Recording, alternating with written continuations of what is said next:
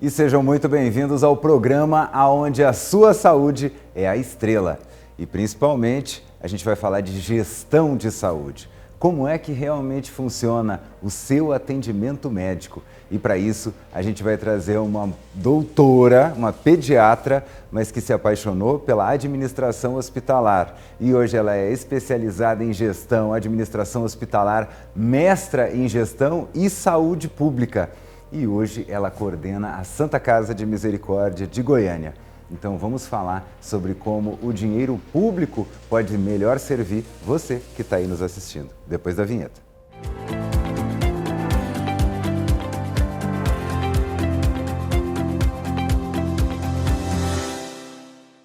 E ela já está aqui, eu estou falando da doutora Irani Ribeiro Moura. E eu estava brincando com a senhora aqui, né, nos bastidores, que eu acho que é uma das pessoas que mais estudou na vida. A senhora se formou em medicina, se especializou em pediatria. Em que momento que deu aquela vontade assim, nossa, eu quero administrar? Que quando a gente fala de administrar, é gerir recursos. E quanto melhor a gente conseguir gerir esses recursos, mais vidas a gente consegue salvar. Com certeza. Então, ao mesmo tempo que você está ali no controle de algumas coisas, é uma responsabilidade enorme, né? Seja muito bem-vinda primeiro. Muito obrigada, é um prazer estar aqui com vocês. E dizer assim, que eu fui uma médica pediátrica, né? Atuei 35 anos em consultório. Mas desde que fiz saúde pública, me apaixonei por saúde pública, administração hospitalar. E eu, concurso público, né? Fiz concurso público no antigo INAMPS, né? No INAMPS, que agora é só SUS, né? E na Secretaria Estadual de Saúde. E meu primeiro emprego público foi em um posto de saúde. Então, na linha de frente. Exatamente, um posto de saúde onde fazíamos o atendimento primário, né, crescimento e desenvolvimento das crianças. E assim, sempre gostava de dar um palpite aqui, um palpite ali na gestão do posto. Depois fui para uma unidade que hoje é uma unidade de média complexidade, na época a gente chamava de CAIS, né? CAIS. Sim, aí fui atender nos CAIS, né? Então já tinha um nível maior, sempre pediátrico, né? E sempre dando palpite. E sempre dando palpite. Aí fui assumir um CAIS, depois assumi outro CAIS. Na realidade, eu já fazia gestão de 3 CAIS, né? Quando eu estava no CAIS, atendendo. Atendia em um e fazia gestão de 3. Isso. Depois eu fui para a assessoria especial do secretário estadual de saúde. E depois fui para a área hospitalar. Eu fui diretora-geral do HGG, fui diretora-geral do Hugo, né? E não sei se, acho que você não se lembra, nós tínhamos aqui uma fundação de saúde, chamada FunSaúde, que administravam todos os hospitais do estado. Eram 10 nessa época, né?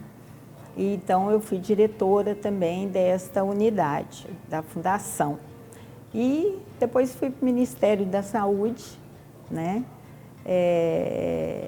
E assumi a área da urgência em Brasília, no Ministério da Saúde, e coordenei desde o projeto até a implantação do SUS, do SAMU. Do SAMU, 192. Que é algo que salva vidas até hoje. Participei desde o projeto até a implantação, né? Fiquei quase 10 anos no Ministério da Saúde em Brasília, implantando o SAMU no Brasil. Voltei, fui secretária de Estado, fui secretária municipal de Anápolis, né? Voltei para a secretaria, como eu era funcionária ainda, aposentei E o grande desafio foi assumir a Santa Casa, que estava praticamente fechada, né? E precisava de alguém para não deixá-la fechar. Como eu fui secretária de Estado, eu sabia a importância que essa casa tem na rede de atenção do Estado de Goiás. E então eu disse não para Dom Washington, né, que era o presidente na época da Santa Casa, o senhor não pode fechar. E aí foi quando ele me convidou, só se a senhora assumir. E aí eu fui até a Santa Casa e pensei, não é possível, né? Com tantos anos, com tanto conhecimento, eu não deixar fechar esse hospital. E vou assumi-lo, né? Assumi o hospital em outubro de 2017. Já vamos fazer 8 anos, 2 gestões, né? A gestão é de 4 em 4 anos. E hoje, graças a Deus, Santa Casa aberta, fazendo um atendimento à população com qualidade, humanização, né? Que agora o projeto foi aprovado pelo presidente, né?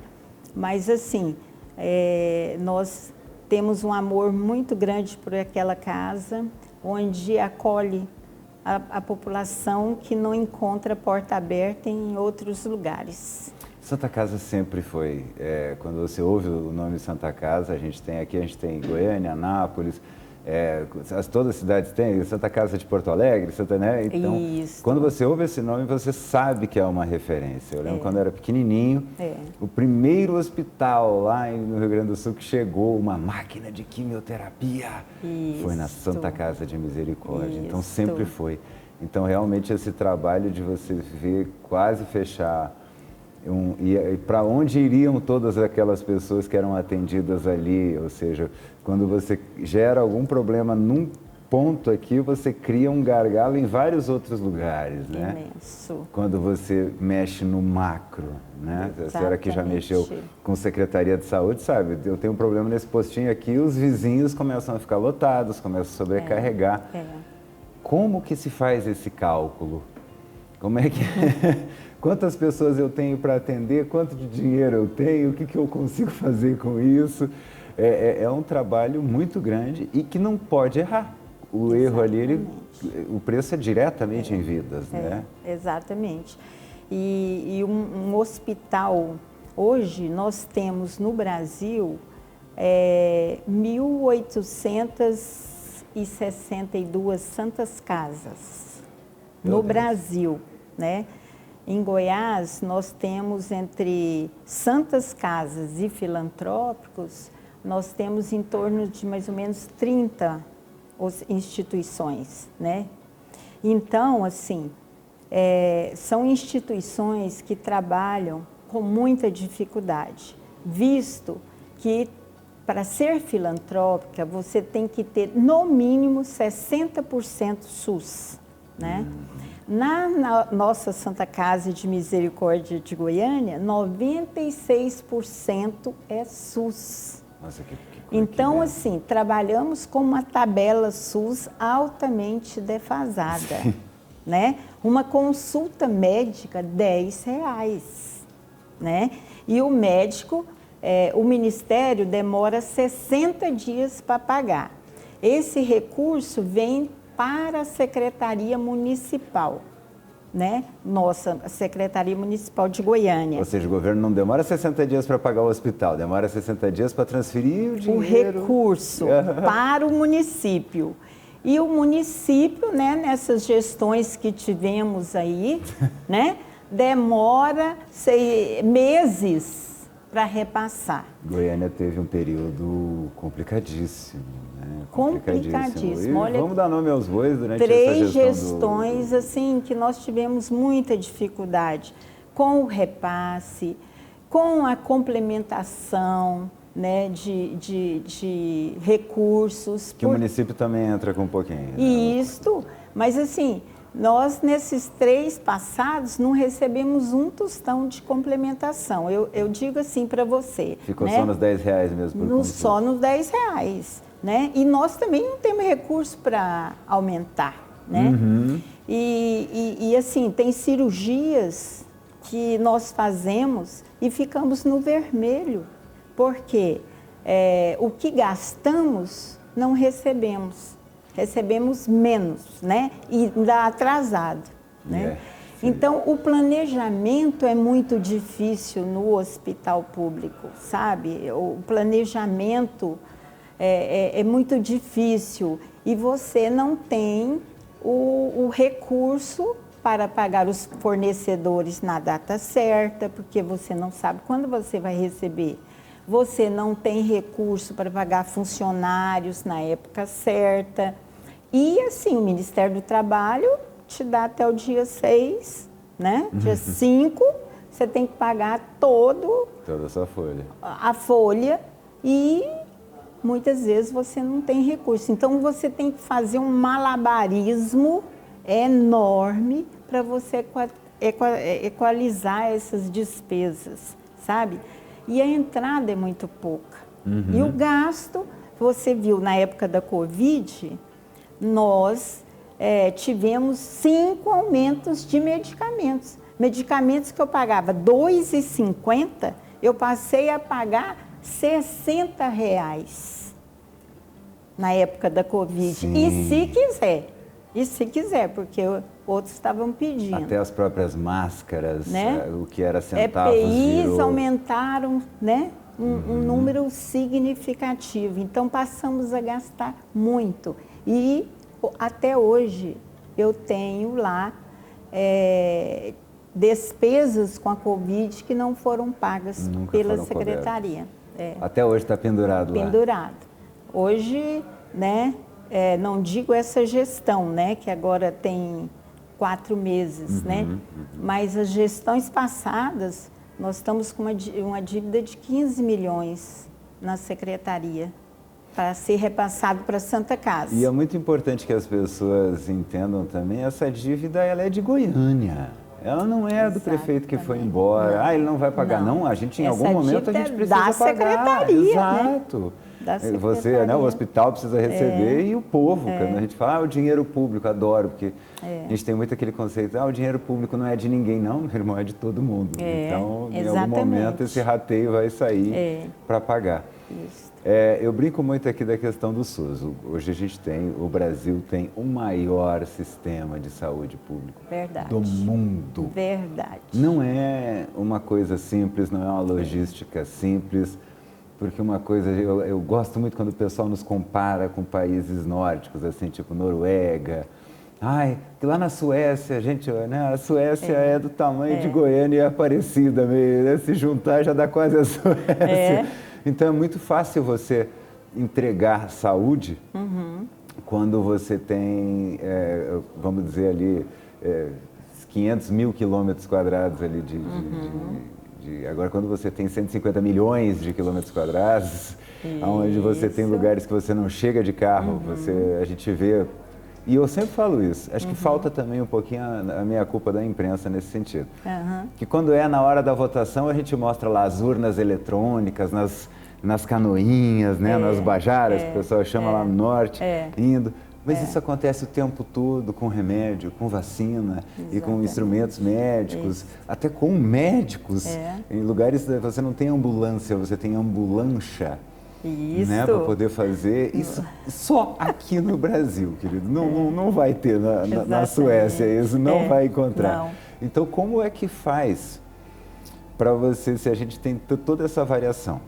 O governo federal tem uma postura, mas a saúde pública ela depende do federal, estadual e municipal. Certíssimo. Quando esses 3 trabalham bem, qual é o resultado que a gente tem aqui e qual deles pode prejudicar mais esse resultado quando não atua bem? Então, normalmente é a ponta que não funciona, certo? O dinheiro é repassado, antigamente assim, repassava para o Estado e o Estado passava para o município. Agora não, o Ministério passa para o Estado recursos E o Ministério repassa para os municípios os recursos devidos, né? Então, assim, primeiro, nós precisamos que tenham um entrosamento muito grande do secretário estadual com o municipal, para que o processo flua, para que um ajude o outro, e isso só vamos trazer benefício para a população, coisa que muitas vezes não funciona, certo? Já é um gargalo. A outra coisa é o município. Chega, recebe o recurso, tem uma portaria ministerial dando ao município 5 dias para repassar o dinheiro para a instituição. Ah, então tem uma norma. Tem uma norma. Tem uma norma. Certo? Não pode ficar lá com o dinheiro. Não, a hora que eu quiser eu te pago. Não pode. Não pode. Então, tem uma norma. Eu já até conversei com o ministro. Falei, ministro, se existe uma portaria não é cumprida, pode tirar essa portaria. Porque, né? Mas a portaria nenhum ministro tira para que realmente aconteça. A esperança é de A esperança é que alguém vai assumir essa portaria, né? Como o nosso prefeito disse, né, na sua campanha, que vai assumir a portaria. O Sandro Mabel falou que vai assumir então a portaria. Aqui, 5 dias, repassar esse dinheiro para as instituições, para os hospitais. Pode né? avisar a gente que a gente cobra. Então, se isso acontecesse, seria maravilhoso, sabe? Nós que estamos numa instituição na ponta, né? Poderíamos estar fazendo esse planejamento, só que nós não sabemos o dia que vamos receber. Pode ser 1 mês, pode ser 2 meses, já chegou 3 meses. E às vezes a gente fala assim, mas ficar sem receber 3 meses. Gente, um hospital é dinheiro que gasta, não é brincadeira não, é muito dinheiro. Assim, 3 meses a gente está falando de milhões e milhões. Nós somos pactuados com algumas patologias que é referência estadual. Nós somos referência estadual, por exemplo, em doenças vasculares, né? Então, assim, tudo que acontece, manda para a Santa Casa, né? Então, vai desde um problema simples, um problema localizado, até retirada de órgãos, né? Retirada de pernas, né? Retirada de braços, Então, assim, que é uma cirurgia mais cara, né? Mais complicada. Então, você tem que ter todo amparado para poder estar fazendo aquela cirurgia, para a equipe cirúrgica, né? Desde instrumentos até medicamentos, passando por vários procedimentos, né? E o Brasil ainda tem isso, né, de providenciar, inclusive, o medicamento. Né? Os gringos ficam loucos quando vem aqui, o cara quebra o braço, o cara entra no postinho, sai com o gesso, sai com o remédio, sai com tudo sem pagar R$1. Eles ficam loucos, porque exatamente. Um bracinho quebrado nos Estados Unidos é $6 mil. Então, assim, é como você falou, o SUS é o melhor sistema de saúde do mundo, né? E ele foi muito bem discutido e muito bem planejado. Agora, o que falta no SUS? Por exemplo, como que a tabela SUS... Eu fui para o Ministério em 1999, né? Eu fui para o Ministério. Em 2000, nós começamos a discutir melhorias na tabela SUS. Não conseguimos, até hoje. Agora, 20 anos depois. Agora você pensa, nós estamos em 25. Agora que o Ministério, agora que foi aprovado, que o Ministério todo ano vai ter que modificar a tabela SUS, porque está impossível de ser mantida, né? Nós passamos uma época aí que só a Santa Casa colocava um tipo de marca-passo, só a Santa Casa. O marca-passo eu cheguei a pagar 38 mil no marca-passo. O Ministério, na época, pagava 16 mil, entendeu? Quer dizer, a cada cirurgia, só no marca-passo, eu já ficava negativa. Sim. Mas era o Sem problema... a cirurgia, só o aparelho, né? Isso só no aparelho. Exatamente, e o resto. Aí, o que acontece? Você vê o paciente, ou você compra o marca-passo e coloca, ou ele vai a óbito. Agora, nós que estamos em frente ao paciente, o médico dizendo, se ele não trocar o marca-passo hoje, amanhã ele morre.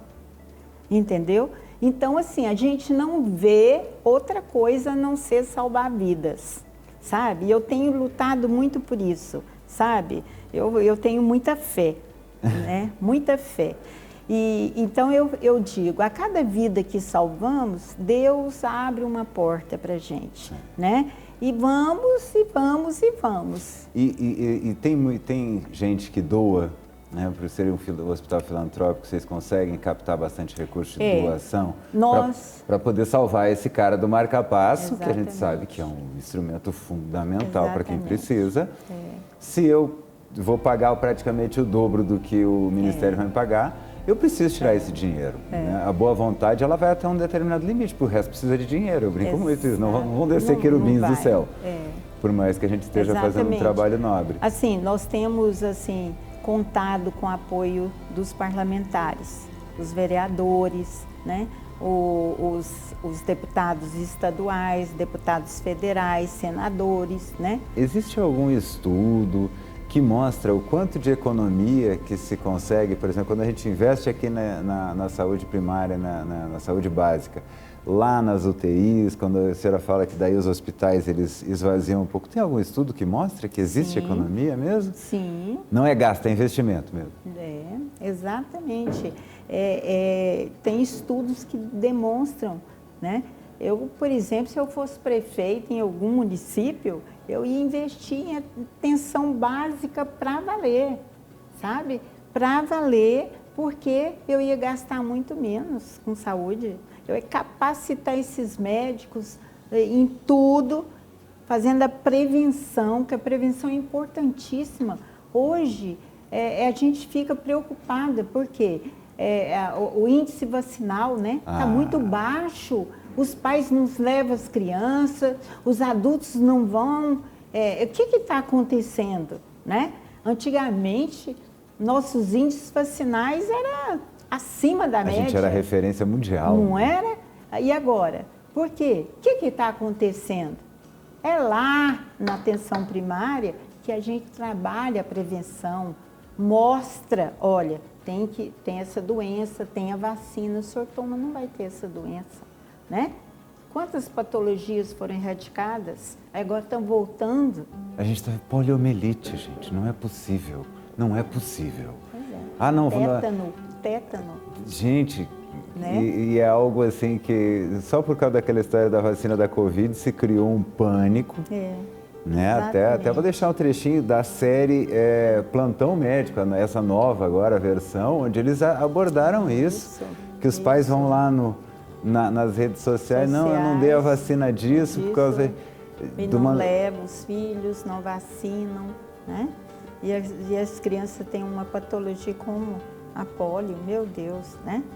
Então, voltar não existe isso. Isso é muito sério, né? Muito sério. E realmente, assim, para conhecer um pouquinho mais do hospital, tem algum site, rede social? Temos. Então fala aqui pro pessoal que infelizmente a nossa entrevista está acabando nessa câmera aqui. Nós temos o Santa Casa GO, né, que vocês podem abrir, e lá temos o nosso site também, né? Que vocês podem ver o dia a dia nosso, né? Como é realmente bom estar lá fazendo programas preventivos, estar lá mostrando para vocês como funciona o hospital, estar lá vendo pacientes que foram tratados pela Santa Casa, estão nos agradecendo, né? E mesmo aqueles que estão reclamando, que nós procuramos melhorar, né? É com vocês também que nós aprendemos a cada dia, e cada dia o importante é trabalhar né, para melhorar. E a humanização da assistência, né, é trabalhar com capacidade técnica, mas sobretudo com amor e humanização. Muito obrigado pela sua presença aqui no consultório. E com uma entrevista maravilhosa dessa, a gente se despede. Até o próximo programa.